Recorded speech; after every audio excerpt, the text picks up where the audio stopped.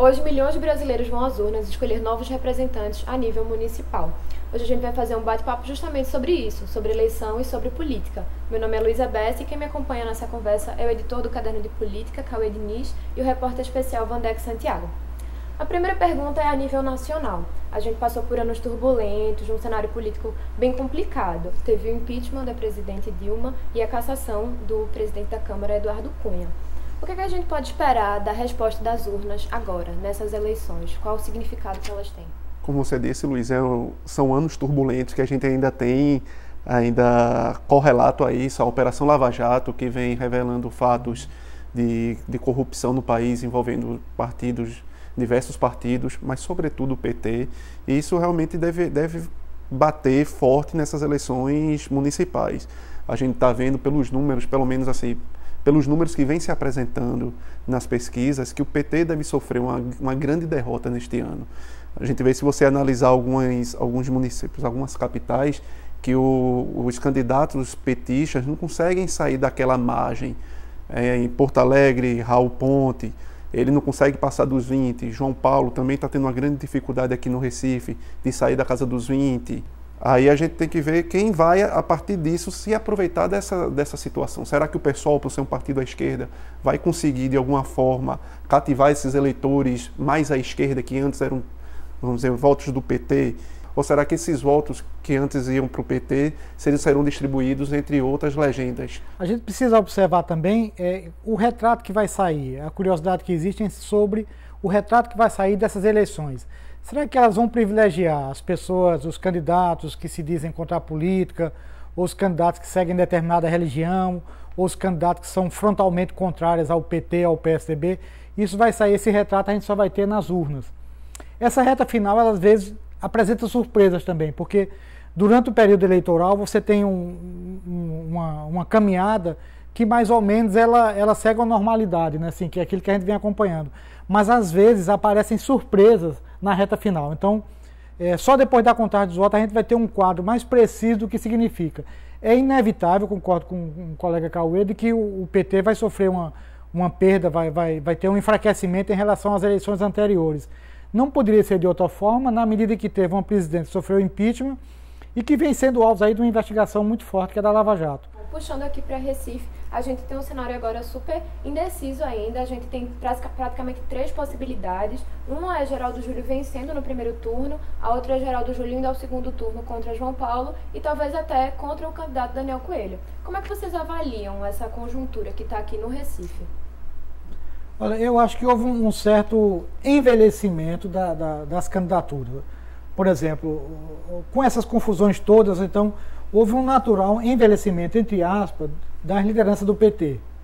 O candidato Daniel Coelho também, eu penso que nesses últimos 4 anos, talvez, estou colocando aqui na hipótese, que é uma opinião, talvez não tenha cultivado o seu mandato como seria necessário para apresentar-se como algo renovador, algo novo nesta eleição de agora. Já não era candidatura mais nova, como se já não era mais a na novidade das eleições passadas. O prefeito está defendendo o seu mandato, então tem que ver se está defendendo bem, se a população está aceitando o mandato que ele está fazendo, enfim.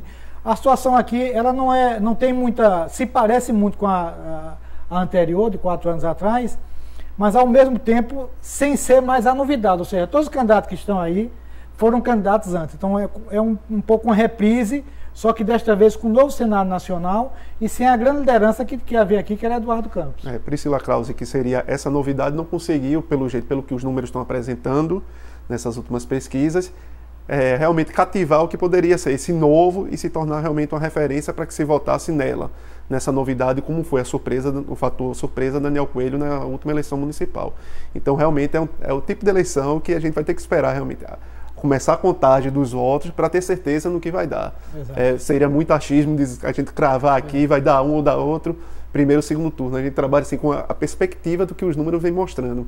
Mas, na verdade, o que vale ali é o voto, é o que se colocou ali na urna, para só posteriormente, mais tarde, a gente está comentando sobre o que deu aqui em Recife, no Recife. Se vamos para o segundo turno ou se Geraldo finaliza no primeiro turno. Esse cenário está nebuloso aqui no Recife, o que dizer de outras cidades da região metropolitana do Recife, por exemplo, Olinda e Jaboatão, que a gente tem um cenário ainda, enfim, bem mais indefinido do que na capital pernambucana. Como é que vocês analisam essas duas cidades, Olinda e Jaboatão? Pois é, são duas cidades que têm vários candidatos disputando, que os prefeitos estão deixando seus mandatos, ou seja, nenhum deles estão trabalhando pela reeleição, apoiam. Em Jaboatão, o prefeito Elias Gomes, do PSDB, está apoiando Heraldo Selva, que era seu vice, do PSB, e em Jaboatão, em Olinda, Renildo Calheiros, do PCdoB, está concluindo seu mandato, e Luciana Santos, deputada federal, que foi sua antecessora, está tentando voltar à prefeitura de Olinda para tentar manter essa hegemonia do PCdoB no município. Mas são eleições, primeiro, que tem grande chance, pelo que vem apresentando, de ir ao segundo turno, por esse elevado número de candidatos e essa pulverização de partidos. Você não vê nenhum partido que conseguiu alocar vários partidos em comum, mas geralmente são candidaturas que conseguiram juntar um ou dois partidos. Em Olinda a gente vê, por exemplo, Luciana Santos, PCdoB, Tereza Leitão, PT, Ricardo Costa, PMDB. Então são partidos assim, os principais partidos, todos eles têm um candidato. Em Jaboatão, que a gente fez uma pesquisa recentemente publicada no Diário de Pernambuco na última segunda-feira, deu para analisar um pouco como está o cenário. Segundo essa pesquisa da Datamétrica da última segunda-feira, estava Anderson Ferreira, do PR, deputado federal Anderson Ferreira, do PR, na frente com o Neco, que é vereador por muitos anos da Câmara Municipal de Jaboatão, foi presidente por várias vezes, na segunda posição, mas muito próximo. E logo atrás vindo Cleiton Colles, que é deputado estadual pelo PP, e o próprio Heraldo Selva, que é o candidato do prefeito, ele do PSB. Então, é uma eleição que talvez se decida realmente no dia, hoje, nas urnas. Fica realmente muito difícil a gente apontar um vencedor, alguém que possa realmente sair como favorito aí. Agora, pelo cenário, pela pulverização de candidaturas e de nomes e essas forças políticas por trás, eu acredito que deva dar segundo turno nos dois. Mas realmente só as urnas vão poder responder essa pergunta. Vamos falar agora de São Paulo. O atual prefeito Fernando Haddad, ele tenta, sua segunda candidatura, e aí está um cenário bem, novamente, nebuloso, como várias cidades, várias capitais do país. Vocês acham que ele conseguiria chegar até um segundo turno junto com o João Dória, ou isso não é possível? Onde foi que Haddad perdeu? Olha, segundo as pesquisas, dentro do terreno das possibilidades existe. Ele está agora, começou por baixo, segundo as pesquisas, está agora lutando ali, penando para ver se chega no segundo turno. Se algo pode salvar o PT nessas eleições, salvar entre aspas, seria uma hipotética vitória do Haddad em São Paulo, que é a maior cidade do país, que é a locomotiva industrial, que é a grande vitrine do país. Então, se o Haddad ganha lá, seria realmente uma vitória estrondosa para o PT. Exatamente. E de nessas eleições, elas são um pouco assim. Elas vão ser as eleições da ressaca, as eleições dos coadjuvantes. Então, o João Dória, mesmo ganhando, é um coadjuvante do Geraldo Alckmin. O João Leite, mesmo ganhando lá em Belo Horizonte, é um mero coadjuvante. Não são nomes fortes para aspirar, digamos, alguma coisa nacional. O Fernando Haddad é. Então, se o Fernando Haddad ganha a eleição em São Paulo, ele automaticamente se credencia para postular um posto mais alto.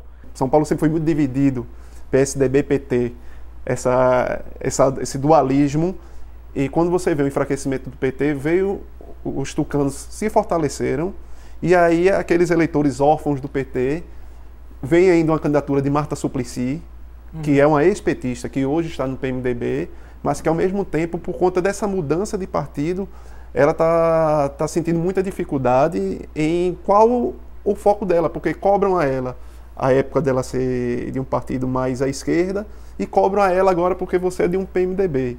Então é uma fatura que ela está tendo que lidar nesse dia a dia, e aí vem os caciques por trás.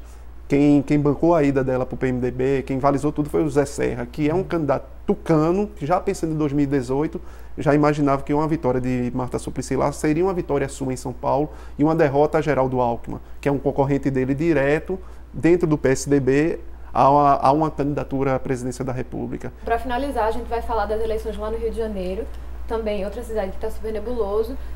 Quem seria um possível nome para enfrentar o Crivella nesse segundo turno? Lá, segundo as pesquisas, tem havido está um pouco, digamos, uma dificuldade em alguém se destacar como segundo colocado, né? Você tem as candidaturas do Freixo, do PSOL, tem a candidatura do Pedro Paulo, né, do PMDB, tem um pouco mais distante a Jandira Fegali, e aí a situação também é um pouco, sem que ninguém possa dizer nesse momento quem que vai para o segundo turno. Vai ser uma decisão realmente das urnas, porque o próprio candidato do prefeito, do Eduardo Paes, o Pedro Paulo, que era o secretário de governo dele, não conseguiu decolar como ele imaginava. Ele sofreu grandes problemas antes da oficialização da candidatura dele, quando colocaram o nome dele em jogo, por conta de uma suposta violência doméstica com a ex-esposa, e isso daí minou um pouco o nome dele, enfraqueceu o nome dele dentro do próprio PMDB. Então ele não conseguiu, pelo menos as pesquisas não conseguiram capturar uma grande evolução dele do início. Então a gente vê esses nomes, como o Vandeck mencionou, da Jandira Fegali, do Marcelo Freixo, do próprio Pedro Paulo, tem o Índio da Costa, do PSDB. Então são candidaturas que não conseguiram realmente tomar corpo e fazer uma rivalidade com o Marcelo Crivella. Então realmente o Rio segundo turno, como aparentemente demonstra realmente vai ser uma segunda disputa interessante. Com Marcelo Crivella e algum desses, aí realmente o que vai pesar vão ser as alianças desse segundo turno, para quem vai. Agora, aconteça o que acontecer, no cenário mesmo nacional não sai uma grande liderança como a vitoriosa da eleição. Por exemplo, o presidente Michel Temer foi praticamente um ausente nessa disputa. Talvez não pudesse ser diferente, porque está há pouco tempo no cargo.